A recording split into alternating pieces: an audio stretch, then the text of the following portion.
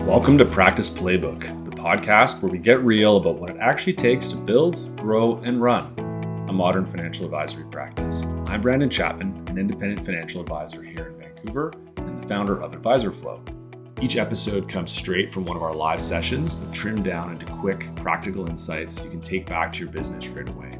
So here's our mission for you today, our promise. By the end of this deep dive, you are going to know exactly how to be seen as the go-to expert online. And just as critically, how to be trusted almost immediately by using better stories and vulnerability to create that powerful client connection. And we've pulled together some fascinating material drawn directly from a series of webinars with some real industry leaders. We're leaning on 4 key speakers whose clips and ideas really, they form the foundation of our whole conversation today. That's right. We're drawing on webinars with Ryan Webb, who is the head of B2C marketing at Equisoft. And Philip Setter, the CEO of Affinity Life. Exactly. Along with Sivarajan, a wealth management consultant and behavioral scientist. And finally, Duncan Robinson, a generational financial specialist at Achieve Wealth Management. Okay, let's jump in. So the first big question is visibility. How do you go from being just another advisor to being the expert people are actually looking for? Let's start with Ryan's insights on this. He really breaks down this idea of becoming a subject matter expert. Yeah, and he stresses that it's not some, unattainable thing. And the way he proved this point was with this amazing story from his childhood. I love this story. It's so good. It really sticks with you. So he's 10 years old, it's the mid-90s, and he builds this incredibly comprehensive Beavis and Butthead fan website. Right, pouring just hours and hours into every little detail about the show. And what happened was just wild. His site, this little fan project, became the #1 search result on Yahoo for Beavis and Butthead. A 10-year-old was outranking MTV. The official source. Uh-huh. And that positioning, as the expert, even as a kid, it led to interviews. He was selling merchandise. It just proves that focused, deep content beats official status almost every time. And that's the core lesson for advisors, right? What I learned from that is that almost anyone can become a subject matter expert. You just have to be passionate about the subject.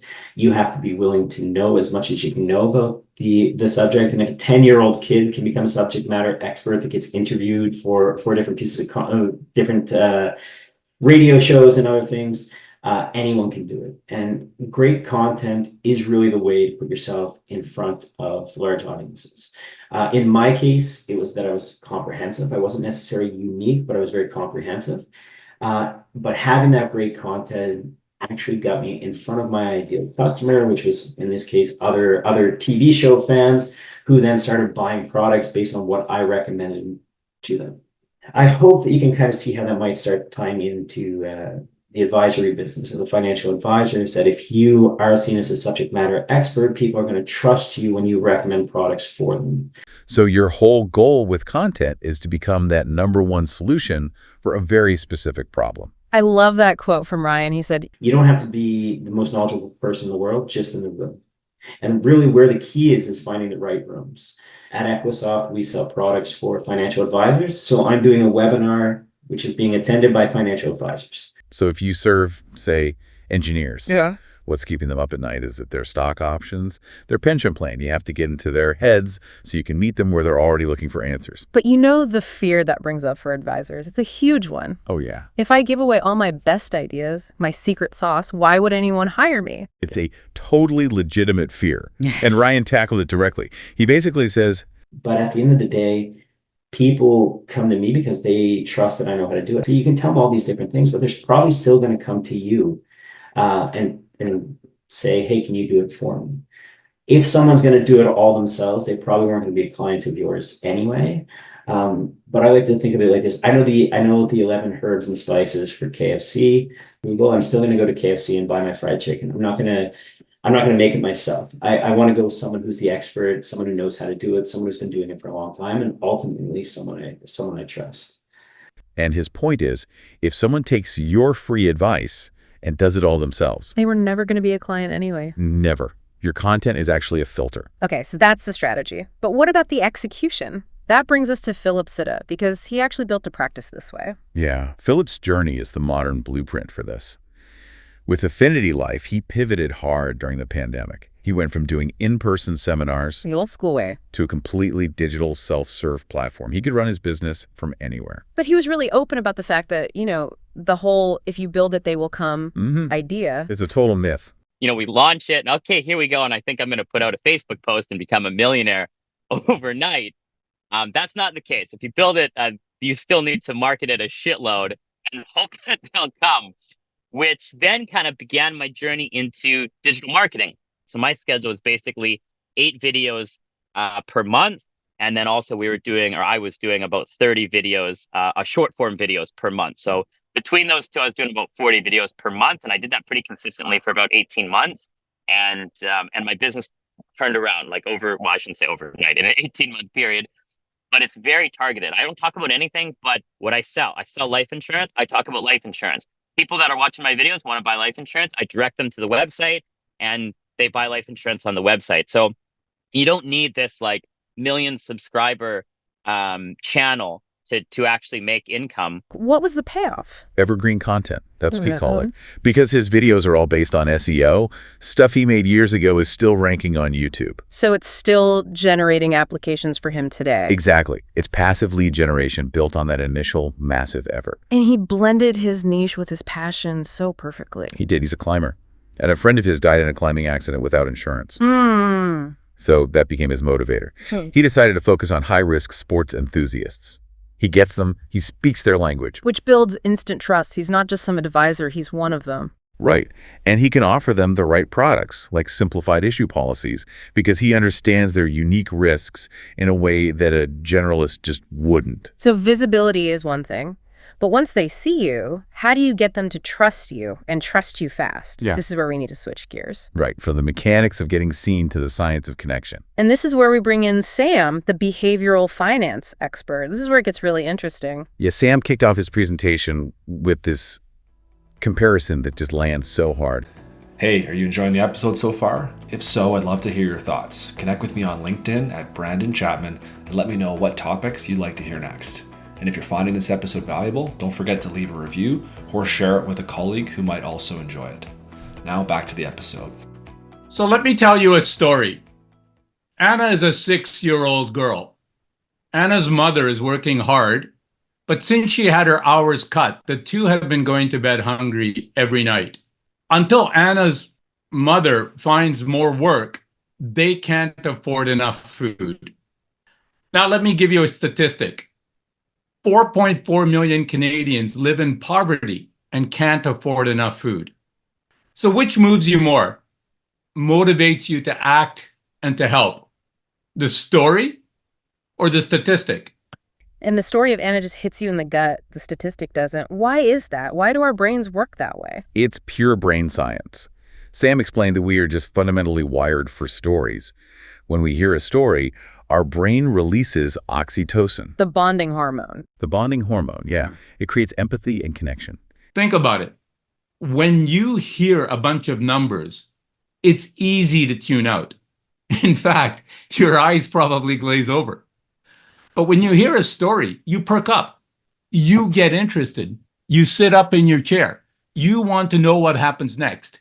That's because stories make our brains sync with the storyteller.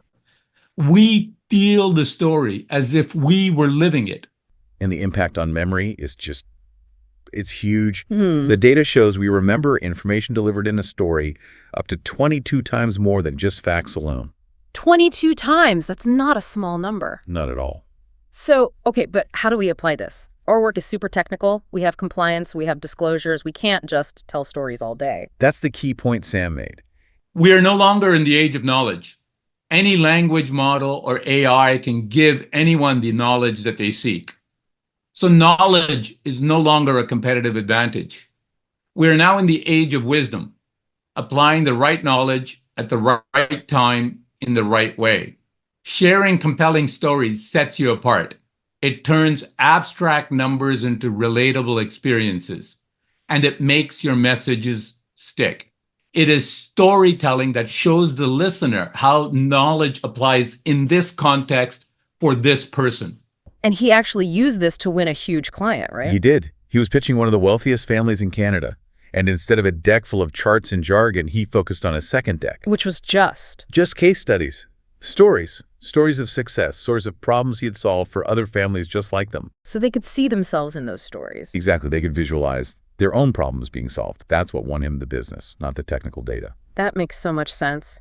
Okay, let's take this idea of storytelling even deeper with Duncan, because he uses stories that are incredibly personal. Right. Duncan's approach is about radical vulnerability. He shared 2 defining moments from his own life. The first was when his father had a massive heart attack and died at age 50. Duncan was only 18. Wow. Yeah.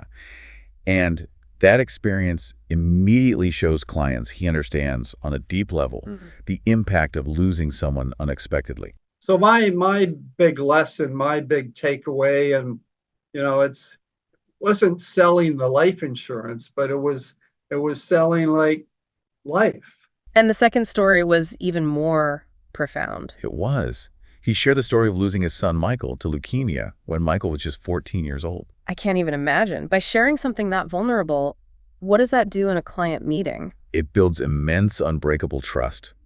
It shows that he's not just selling a product, he's selling an outcome. Preparedness. Legacy. Exactly. He understands the fragility of life not as a concept, but as a lived, painful reality. It changes the entire dynamic of the conversation. You stop being a salesperson and you become a guide. A trusted guide, yeah. When you're able to deliver that story with purpose and passion and commitment, vulnerability, and being completely authentic, all of a sudden, you don't sell life insurance. You're the closest friend to that family when something does happen, because life finishes, life does complete. Life is perfectly imperfect. That's the perfection of it. Can't change it. It'll happen. And he created a framework to help other advisors do this, right? The 4 C's. The 4 C's, yeah. It's a path for advisors to follow. The first C is commitment. You have to be all in on your business, on your niche. Okay, that's foundational. Then the second C, which is the hardest one for most people, is courage. The courage to actually share your story. Right. To be real, instead of hiding behind product features and industry jargon, it takes real courage to be vulnerable in a professional setting. And after that comes capabilities. Developing the skills. If you decide you need to make 40 videos a month like Philip, you have to build the capability to actually do it. Right. And when you have those 3, commitment, courage, and capabilities, they lead to the final C, confidence. And that's what the client sees. That's what they see. They see a confident expert who is so secure in their mission that they're willing to share their authentic self. And that's who they want to work with. So when you combine that content expertise, that visibility from a Ryan or a Philip, with the deep human connection of a Duncan, the client just buys in. They buy into you, not the product.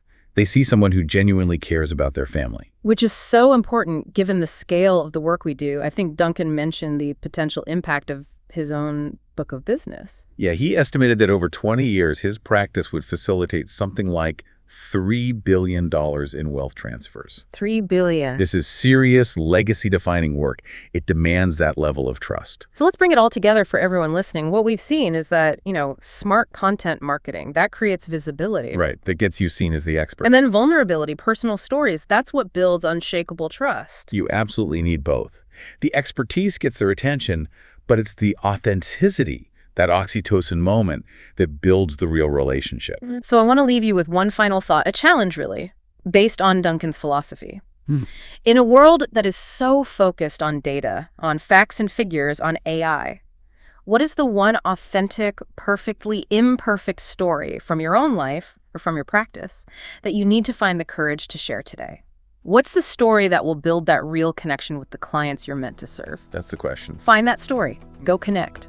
Thanks for tuning in to Practice Playbook. If today's episode was helpful, be sure to subscribe so you'll never miss an update.